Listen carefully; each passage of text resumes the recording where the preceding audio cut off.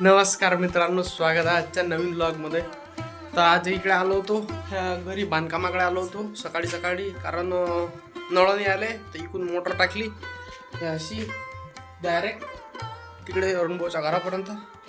आणि बस आज आहे पोळा. हो, आता पोळा दाखवून तुम्हाला गावातला जर शूट करू शकलो होतो.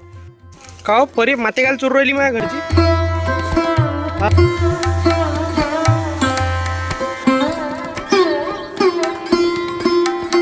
बैल करायला माती नेलती नाही तू. इथं मातीच माती. आता आपल्या घरी सध्या लागन तेवढी माती. वक्तात घरचं सिमेंट संपलं होतं, तर मग आलो बाप्पूला फोन लावला. सिमेंट संपलं म्हटलं, बरं येऊन जाय म्हणे. हाय म्हणे.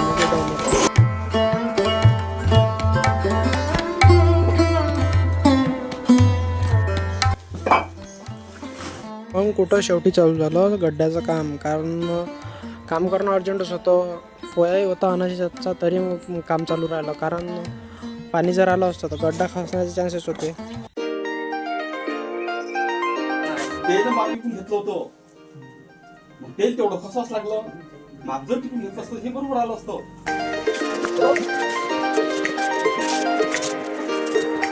चहा प्यायला मग गेलो दूध दही आणाले. दूध दही घेतलं आणि मग निघालो घरी. पण पुढं गेले बरं.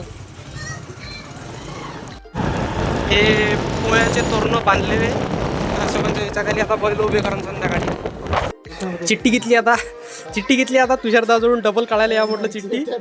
काही निघते काही नाही याच्यात. आता काय निघाल तुला टॅटू डबल. अबे बाई काय 50ची निघाली. 50ची दे तू.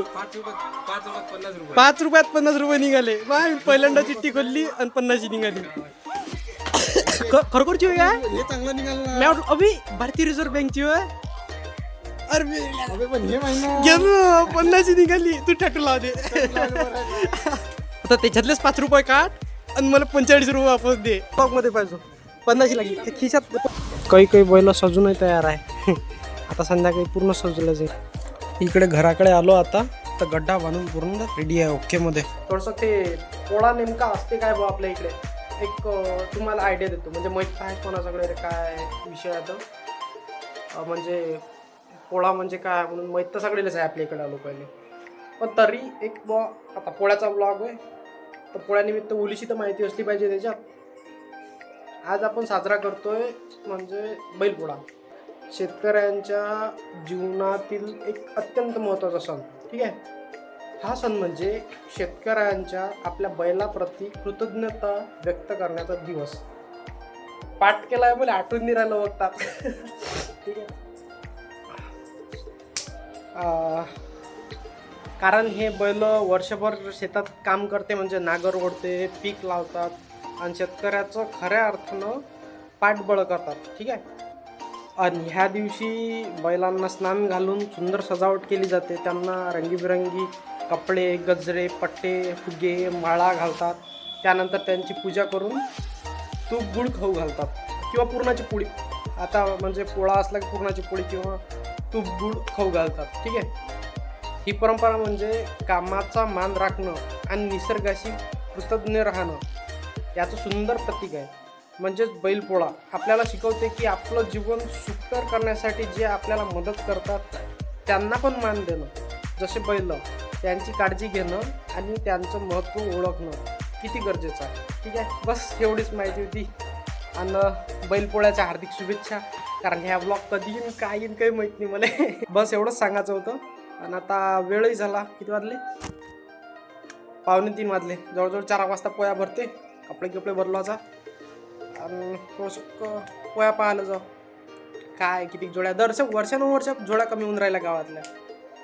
आता एक जोड्या येणं चालू झाल्या इकडे. आता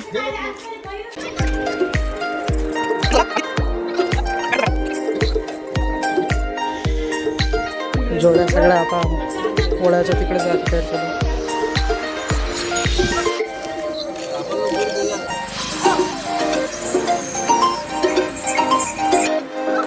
अभी नाही मारते.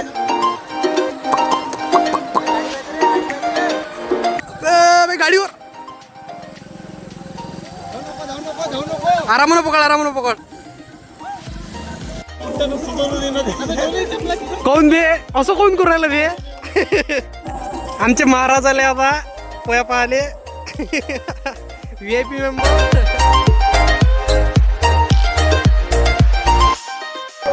प्रतीकदाची जोडी. गोच्या.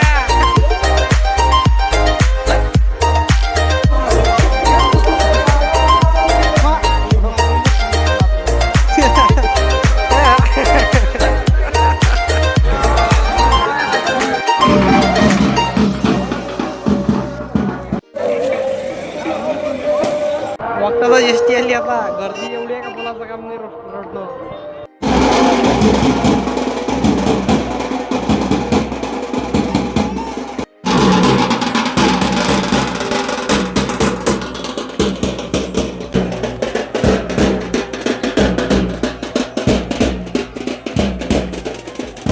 मारुती येऊन आली आता थोडी. आता लागते पोह्यात.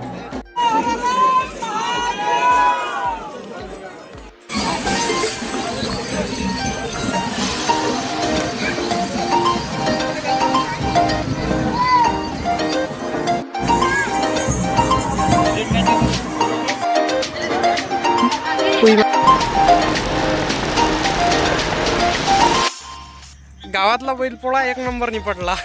आणि आता मेन महत्त्वाचं काय आहे, उद्या असते आमच्या गावात बर्डावर जेवण.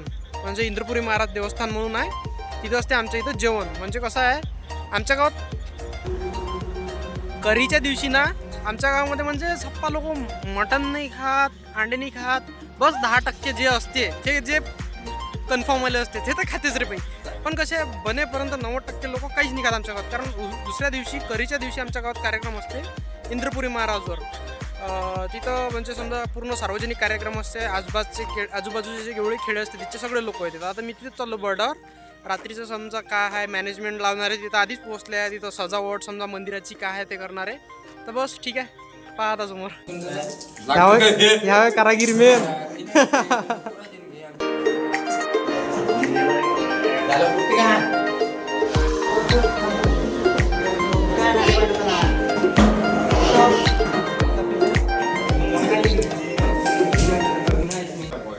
हे खाली कर लागते पुरं. हे जे एवढं हे बाई ऐकून संजयदाची ऐकून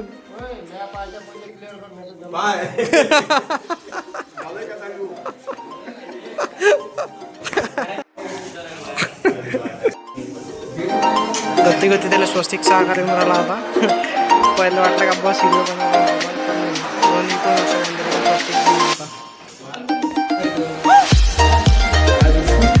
तू जाय आज.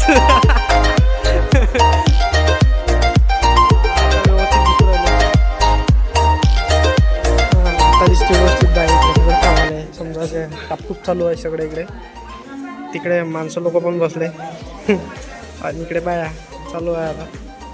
तिकडे लसण निसणं चालू आहे, इकडे पालक निसणं चालू आहे. आणि तिकडे काय माहित काय चालू आहे. अधिक भाई हे एवढं सामान लावणं बाकी आहे. अधिक फक्त हे फॉर्मॅलिटी झाली आता बरोबरची. आता सध्या किती वेळ होते आणि काय होते काहीच माहीत नाही सध्या.